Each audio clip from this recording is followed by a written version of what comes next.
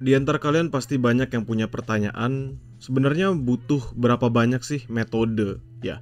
Atau perlu belajar berapa banyak metode trade agar saya itu bisa sukses di dalam forex?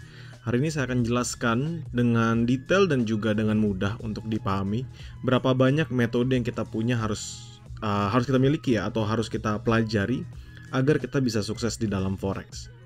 Jadi kalau teman-teman sekarang lagi mencari, mungkin lagi belajar di luar sana, mungkin lagi ngikutin workshop atau mungkin seminar, atau lagi ngikutin kelas, mungkin tujuan kalian beragam.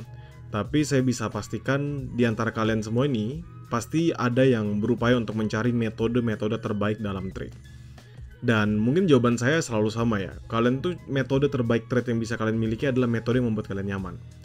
Tapi untuk pertanyaan harus punya berapa metode agar bisa sukses di forex, jawaban saya itu sederhana. Patenkan satu metode yang kamu miliki, patenkan satu metode yang kamu miliki dengan memastikan kamu tetap terbuka pada metode-metode yang lain. Sangat amat sederhana. Dan ini akan saya tunjukkan ke kalian semua di dalam gambaran yang saya tunjukkan di sini. Ini ada USD CHF ya. Saya nggak perlu pakai RSI, saya nggak perlu pakai MACD semisal. USD CHF aja. Teman-teman semisal patenan trade-nya adalah, saya tipikal trade-nya itu menggunakan support dan resistance. Oke, kamu support dan resistance. Mainnya di time frame berapa? Saya di H4 misalnya. Saya start di H4. Oke, kita ngomongin di H4. Maka kita perlu marking all the zone-nya yang mungkin menjadi patokan kamu dalam trade. Pertama kita ambil di sini support become resistance. Lalu kita juga letakkan di sini misalnya, ini juga bisa sebagai support king. Ini kita ambilnya jarak dekat-dekat aja ya. Lalu kita juga ambil misalnya resistan di atas ini sebagai pilihan kita. Nah, nanti trade-nya bagaimana ya? Trade-nya saya buy di dalam support dan nanti setelah di resistan, atau mungkin saya akan buy continuation lagi ketika resistannya breakout. Oke, itu caramu. Kalau kamu basicnya adalah support dan resistan. Oke, ada lagi nggak yang lain? Saya tipikalnya pakai ngeliat dari order blocking. Oke, order block.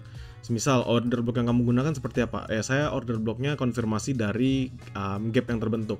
Oke, kalau gitu berarti this one ini adalah order blockmu pertama. Karena ketahan membentuk supply next-nya dia langsung membentuk yang namanya gap, breakaway gap. If we see ya, kalau misalnya kita perhatikan di sini ada gap yang terbentuk, kita anggap aja pertengahannya di sini ya.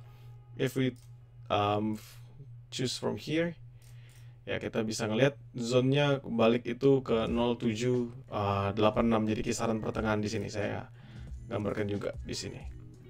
Ini adalah gap berarti yang kebentuk di USD CHF. Nah, kalau seperti ini berarti bisa ya. Ini satu order block pertama. Order block kedua kalian di mana? Di sini, King. Karena ini kan sama ngeblok lalu breakaway gap. Nah, jadi saya marking dulu setiap kali di situ. Dan ini pun juga sama. Ini membentuk base-nya nahan, walaupun sebenarnya dia makan liquidity lumayan besar, tapi tetap dia breakaway gap lagi. Jadi saya bisa pasang order block. Oke, itu reasonmu. Berarti kalau kamu mau makan di area bawahnya, kamu bisa markingnya berarti di sini. Ini adalah area pertama kamu akan makan nanti buy di USD CHF, begitu kan?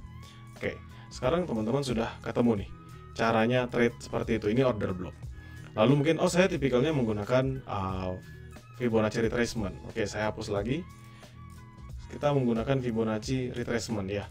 Gimana cara kita menggunakan Fibonacci retracement? Jadi semisal teman-teman anggap aja ngambilnya dari sini highest-nya ya. Saya ambil dari sini aja, terus tarik sampai paling bawah.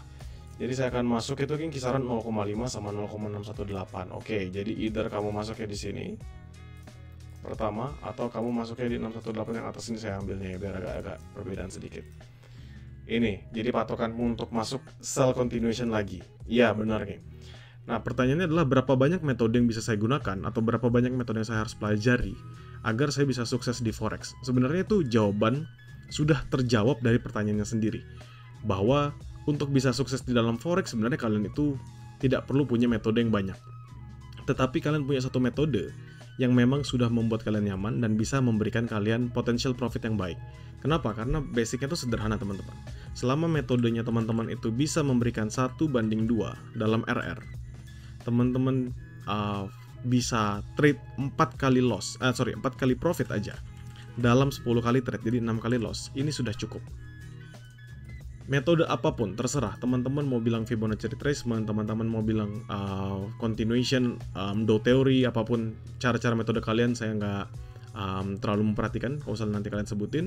Tapi metode-metode normal, selama dia bisa memberikan kalian 1/2 untuk risk dan rewardnya, dan kalian setidak-tidaknya 4 kali profit dalam 10 kali trade, setidak-tidaknya. Artinya apa? Win rate-nya kalian tuh hanya 40% dari 10 kali trade. 6 kali kalian loss berturut-turut, tapi 4 kali kalian bisa profit. Kalian tetap profit, dan itu nggak ada masalah, dan itu metode yang baik buat kalian. Begitu ya. Dan kenapa saya bilang kalian tuh nggak perlu belajar banyak, atau misalnya harus memahami banyak, karena jangan sampai itu membuat kalian pusing, tapi tidak menjadikan kalian tidak boleh belajar strategi-strategi trader yang lainnya. Jadi semisal kalian tadi sudah baku di sini, oke, saya sudah menggunakan Fibonacci retracement, geng. Oke, kamu pakai Fibonacci retracement.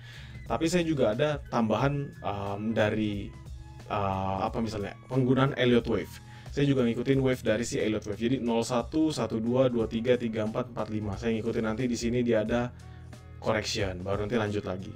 Ya nggak masalah. Kenapa? Karena selama kalian punya metode yang kalian miliki itu, selama kalian punya metode ini, kalian itu tetap bisa belajar dari metode-metode yang lain. Dan itu yang seharusnya terjadi. Kenapa? Karena metode trade itu bisa saklek dalam base-nya. Jadi basicnya dia bisa saklek, tapi jangan sampai menghalangi kalian untuk tidak mau belajar metode yang lain. Semisal ada orang paham supply and demand atau support dan resistance, dan dia ngomong, ya ini strategi yang terbaik. Kalian bisa ngomong yang lain-lain, tapi inilah yang strategi utamanya. Ya nggak salah. Tetapi kalau misalnya ada orang lain yang menggunakan hanya dari moving average, atau misalnya dari MACD aja, atau mungkin dari RSI, apakah artinya dia salah? Enggak. Kenapa? Karena yang paling penting dalam metode itu adalah bagaimana metode tersebut bisa memberikan kita profit. Kan sederhananya seperti itu.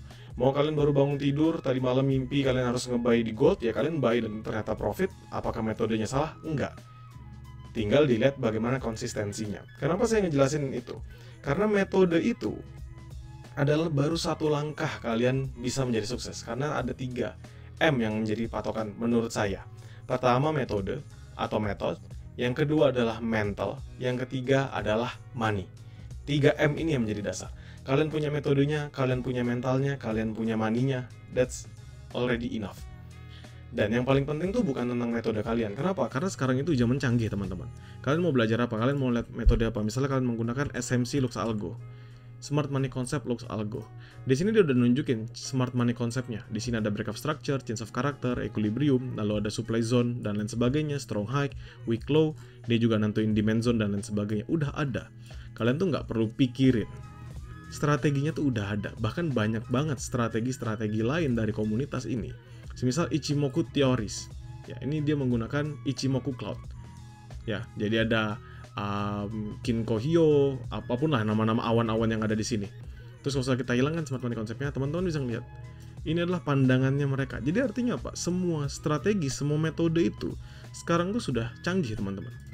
Ya, saya mau tulis apa di sini? ICT, misalnya saya search ICT SM Trades, liquidity, ICT kill zone plus pivot TFO dari trader for op. Itu juga bakal nunjukin gambaran yang keluar. Ini nanti ada harinya, ini Wednesday, Tuesday dan lain sebagainya ya. Jadi nanti dia menunjukkan gambarannya dari ICT. Saya hapus lagi, misalnya kita pakai ICT yang lain. ICT SM Trades atau ICT konsepnya di sini. Ya, nanti keluar juga, it's totally the same. Ya, teman-teman akan melihat bahwa keluar juga di sini ada sell side liquidity, buy side liquidity, MSS, order block dan lain sebagainya, fair value gap. Semua pasti akan keluar. Apakah artinya percuma teman-teman belajar? Enggak. Yang paling penting adalah ketika teman-teman sudah ketemu metodenya, teman-teman nggak berhenti belajar di sana. Teman-teman mau terus-menerus untuk mengulik ke depan. Dan yang penting selain dari metode kalian adalah si mentalnya juga. Yang paling penting tuh konsisten.